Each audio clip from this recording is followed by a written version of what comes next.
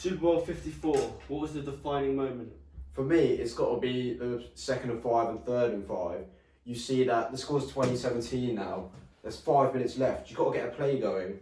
On the first drive, you've got 5 yards. The running game's going well. But then you're putting the ball in Jimmy G's hands. We know the plan wasn't to do that. Your running game's going well. And they didn't even trust Jimmy G properly before the half to get 3 points field goal attempt. So why did they do it? That's the defining moment for me. I think it's key because they just gained 5 yards with Raheem Mostert. They gashed them all game. Yards per carry, with all their runs together, they averaged 6.95 yards per carry. That's crazy. Debo Samuel had 3 carries for 53 yards. 53 yards. Coleman was efficient. He averaged 5.6 yards a carry. So they needed 5 yards and averaging more than 5 yards per carry. Put 2 and 2 together, first down. And another thing, as soon as you throw the ball and it's incomplete, what happens? Clock stops. Mahomes, all the momentum to Kansas City, they had the ball for 47 seconds. Yeah. So Mahomes got the hot hand, comes straight back out, and I think at that point it was like inevitable. I think we've seen with Kyle Shanahan with the Falcons game, a similar situation happened. And after the game, I went back and watched that. They had the ball. They were 28-20 up in that game, right? They got the ball. Matt Ryan throws to Julio Jones. They got the ball on the 25-yard line. They run the ball on the first down. At this point, there's 3 minutes 56. If they kick a field goal, it's an 11-point game with 3 minutes left. Game over, right? Instead, what does Kyle Shanahan call? A throw, a sack, and then another throw, a flag. Bang, bang, bang, out of field goal range, punt, and we all know what happens next. Run the ball, kill the clock. They would have kicked a field goal with 2 minutes left, or the Patriots would use their timeouts. I think we've seen it with Kyle Shanahan. He wants sometimes. Listen, I picked the 49ers to make the Super Bowl and to win it in that game because one of the big reasons was I think Kyle Shanahan's great, but I think he got too aggressive, thought too much about it. When the running game's your best thing, run the ball. Completely agree.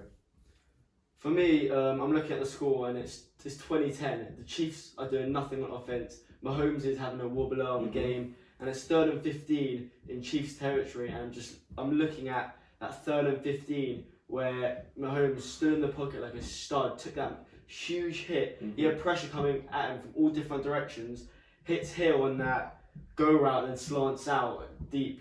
Obviously they respect his pace, and it was just that play was the game. Andy Reid would have been standing there with his dick in his hands, thinking, do I go for it on 4th and 15 or do I kick the ball? And it's pretty much like you need a miracle or a turnover. So at the end of the day, Mahomes didn't play well, but you can erase after 3 quarters and it's the 4th quarter. You can erase all doubt with a clutch comeback, and he was clutch. And at 3rd and 15, Mahomes is a stud, and it's all on him. That was the defining moment. And to your point as well, when they made that play, they also had the PI next play as well, I'm pretty sure, which led to the touchdown, and then obviously the Chiefs win. I think that 3rd and 15 just shows the level Mahomes at. That was on his back foot, the accuracy on that throw, on a plate. So the connection he has with that receiver, you can just see the hours they put in on the training. And that is the definition of the defining moment. That's really the game. I think, like you said before that, Mahomes couldn't get anything going. That sparked the whole comeback. I think at that point, if you're a Chiefs fan or the Chiefs fan side, you're thinking, just think about that 3rd and 15,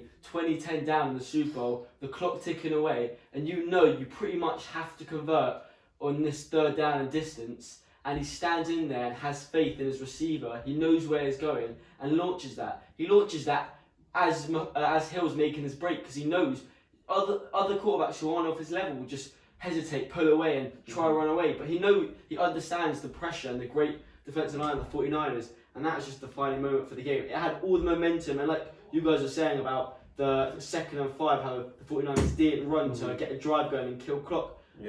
Ultimately, that 3rd and 15 gave all that momentum and put fear into the 49ers' hands. And Kyle Shanahan was scared that if they stuff the run because they think we're going to do that, then that could be a 3rd and 6. So obviously the run game was going well, but ultimately that 3rd and 15 put fear into every single person on that 49ers sideline. And I think, like you said, not just fear, but doubt.